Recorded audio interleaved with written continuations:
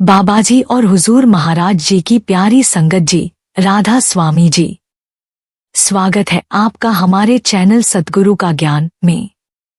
संगत जी, क्या आपने कभी किसी दुकान को देखा है जहां आप अपने सारे दुख दे सकते हो और बदले में केवल सुख पा सकते हो?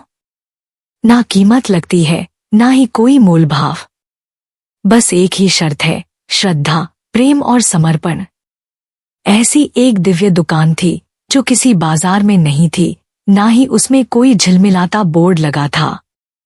वह थी गुरु नानक देव जी की संगत, उनका सच्चा दरबार। बाबा जी अक्सर फरमाते हैं, जो सच्चे दिल से गुरु के द्वार आता है वो खाली नहीं लौटता। गुरु नानक देव जी की यह दुकान ऐसी थी जहां लोग अपने जीवन के असहनीय दुखों की गठरियां लेकर आते और बदले में पा जाते बाणी की एक बूंद जो उनके जीवन को रस में डुबो देती। यह कोई व्यापार नहीं था, यह था प्रेम का लेन देन, जहां देने वाला सब कुछ लुटा देता है और लेने वाला प्रेम से भर जाता है। संगत जी, इस वीडियो को अंत तक जरूर सुनिएगा, क्योंकि आज हम जानेंगे कि कैसे सतगुरु की शरण में आकर हमारे सारे दुख सुखों में बदल जाते हैं। वही दुख जो हमें तोड़ते थे अब हमें जोड़ने लगते हैं।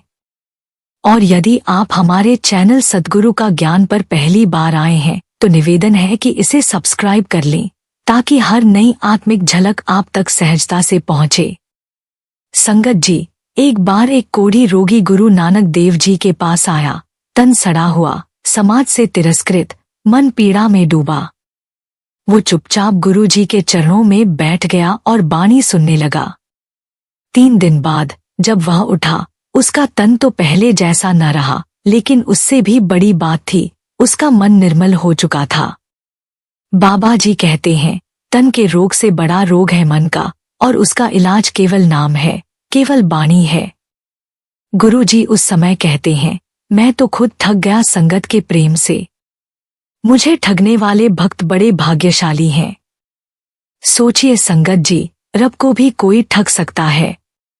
हाँ, अगर उसका प्रेम सच्चा हो तो गुरु भी उसके आगे हार मान लेते हैं। जो बाणी में लीन होकर रब को गाता है वो गुरु को भी खींच लाता है। गुरु नानक जी ने कहा, मुझसे अगर कोई भेंट मांगनी है तो मैं कोई धन दौलत नहीं देता, मैं संगत में बैठने की भेंट देता हूँ। यह सबसे ऊंची भेंट है। आज हमें भी सोचना है, क्या हमने यह भेंट मांगी?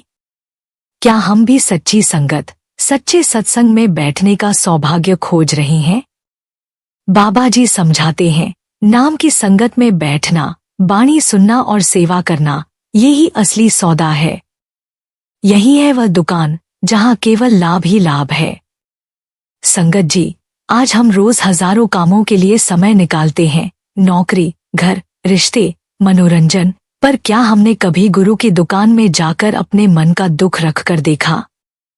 क्या हम कभी बाणी को उस श्रद्धा से सुन पाए जैसे एक रोगी दवा को पीता है? संगत जी, यह संसार सुख और दुख की एक गहरी रचना है। कभी कोई बात हंसा देती है तो कभी वही बात भीतर से रुला देती है। परंतु संतों की बाणी में एक अमूल्य मार्गदर्शन मिलता है, प्रभु को दुख दो और सुख लो। और यह चमत्कार तब और भी वास्तविक रूप ले लेता है जब हम सतगुरु की शरण में आ जाते हैं।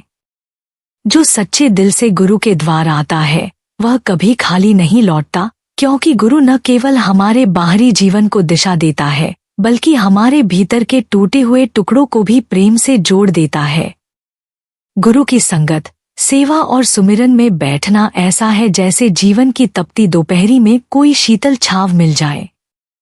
बाबा जी कहते हैं, गुरु की संगत में बैठो तो ध्यान लाकर बैठो, क्योंकि वहां केवल वचन नहीं, आत्मा का स्पर्श मिलता है। संगत जी, सतगुरु की चरण शरण एक ऐसा स्थान है जहां हम अपने सबसे गहरे दुख भी रख सकते हैं, और वह उन्हें एक ऐसी सीख में बदल देते हैं जो हमें मजबूत बना देती है।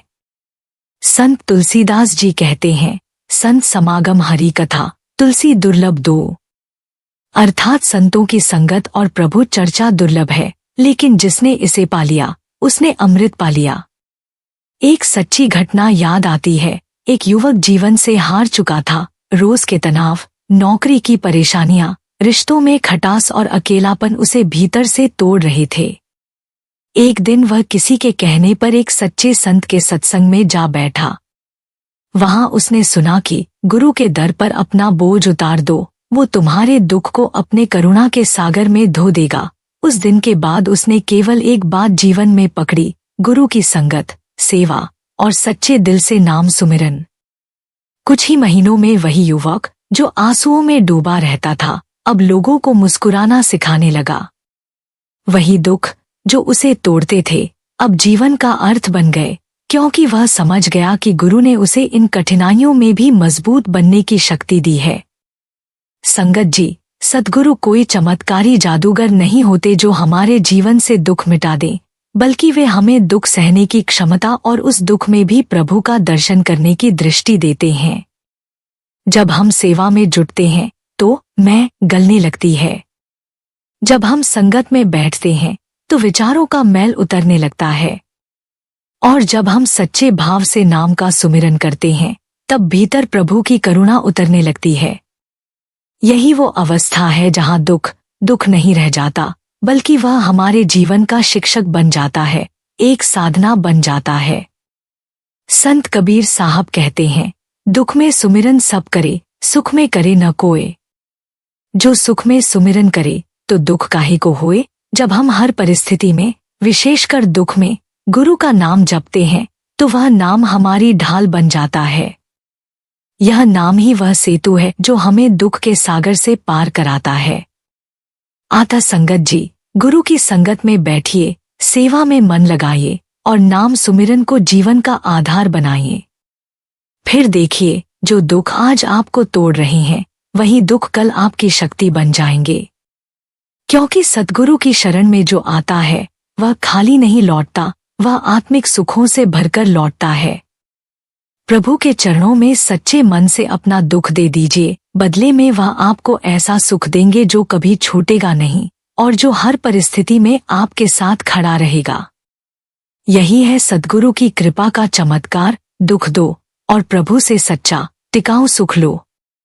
संगत जी, गुरु नानक देव जी के समय की कुछ कथाएं सुनते हैं जो समर्पण और सत्य की मिसाल हैं। भाई लहना का समर्पण ऐसा अद्भुत था कि जहां मैं मिटा वहां गुरु प्रकट हुआ। भाई लहना जी एक धनी जागीरदार और देवी के परम भक्त थे। एक दिन वह देवी के दर्शन के लिए यात्रा पर निकले, तभी रास्ते में गुरु नानक देव जी के सत्संग में पहुंच गए। वहां उन्होंने पहली बार गुरु नानक जी की वाणी सुनी और उसकी आत्मा जैसे जाग उठी। वाणी ने उसके भीतर की सारी अंधश्रद्धा को तोड़ दिया। इसके बाद उन्होंने सब कुछ छोड़ दिया और गुरु जी की सेवा में लग गए। एक दिन की बात है, गुरु नानक देव जी कहीं पैदल यात्रा कर रहे थे और भाई लहना घोड़ी पर सवार था। जैसे ही उसकी नजर गुरु जी पर पड़ी, वो रो पड़ा। उसने कहा, गुरु जी, जब आप पैदल चल रहे हैं तो मैं कैसे सवारी कर सकता हूँ?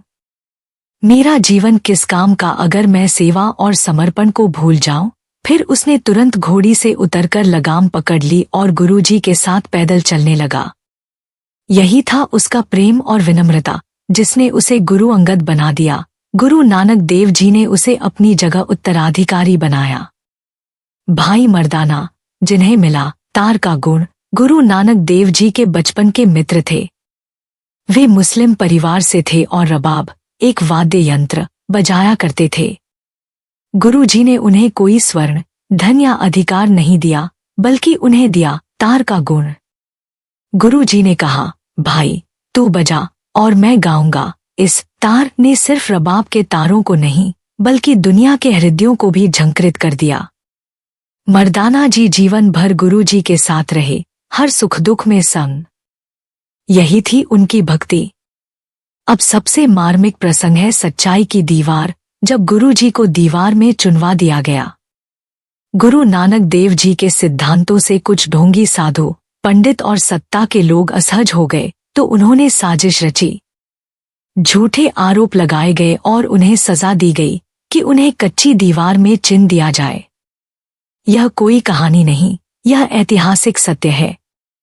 गुरुजी ध्यान की अवस्था में रहे और संगत जी, 3 दिन तक वो दीवार जस की तस खड़ी रही, ना टूटी, ना गिरी और ना ही गुरुजी को कोई आघात पहुंचा। यह कोई साधारण दीवार नहीं थी, यह सत्य, भक्ति और नाम की शक्ति की नींव थी। बाबा जी अक्सर कहते हैं, जो सत्य के पथ पर चलता है उसे कोई दीवार रोक नहीं सकती। सेवा, समर्पण और सत्य ही सबसे बड़ा तप है। बाबा जी के वचन हैं, जो सेवा करता है वो सबसे बड़ी शक्ति का अधिकारी बनता है। भाई लहणा ने सेवा की, गुरु अंगद बन गया। मर्दाना ने प्रेम से रबाब बजाई, वाणी का प्रचारक बन गया। गुरु जी ने सत्य का रास्ता चुना और समय के राजा बन गए। संगत जी, यह प्रसंग हमें याद दिलाते हैं कि सेवा केवल बाहरी कर्म नहीं, वह तो मन की मिट्टी को गुरु चरणों में समर्पित करना है। जहाँ मैं मिटता है वहीं से परमात्मा प्रकट होता है। जहाँ गुरु की रजा में जीने की कला आती है वहीं से मोक्ष की शुरुआत होती है। चलो हम भी उस रास्ते पर चलें जहाँ सेवा हो, समर्पण हो और गुरु की वाणी हमारे जीवन का केंद्र बने। क्योंकि जब सत्य से जुड़ते हैं तो दुनिया की कोई भी दीवार हमें रोक नहीं सकती। संगत जी, अब हम क्या सीखें? जब मन दुखी हो जाए, जीवन में ठहराव आ जाए और भीतर खालीपन घर कर ले, तो अक्सर हम बाजार की ओर भागते हैं, मोबाइल स्क्रॉल करते हैं, दुनिया की आवाजों में खुद को डुबोने की कोशिश करते हैं। लेकिन संगत जी, वहां सुकून नहीं मिलता, वहां बस और उलझने मिलती हैं। असली सुकून की दुकान तो गुरु की दुकान है, जहां ना कोई वस्तु बिकती है, ना कोई मोलभाव होता है, वहां केवल नाम का सौदा होता है। जब मन उलझ जाए तो बाणी की एक पंक्ति ही काफी है। जैसे अंधेरे कमरे में एक दीपक, वैसे ही शब्द की एक लाइन हमारे भीतर की सारी उलझने काट देती है। बाणी कोई किताब नहीं, वो तो आत्मा की खिड़की है जिससे रोशनी आती है। और जब जिंदगी में ऐसा लगे कि सब कुछ खो रहा है, रिश्ते, अवसर, आत्मबल, तब दुनिया की दौलत कुछ काम नहीं आती। तब नाम ही वो खजाना है जो कभी घटता नहीं, कभी छिनता नहीं। वही एक ऐसा आधार है जो हमें डगमगाने नहीं देता। बाबा जी कहते हैं, नाम की पकड़ मजबूत हो तो तूफान भी रास्ता बदल लेते हैं।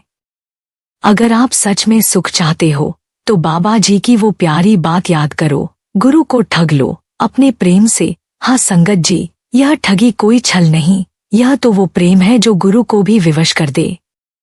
वह प्रेम जिसमें कोई दिखावा नहीं, कोई शर्त नहीं, बस समर्पण हो, सच्चाई हो और आंसुओं में भी एक मीठी मुस्कान हो।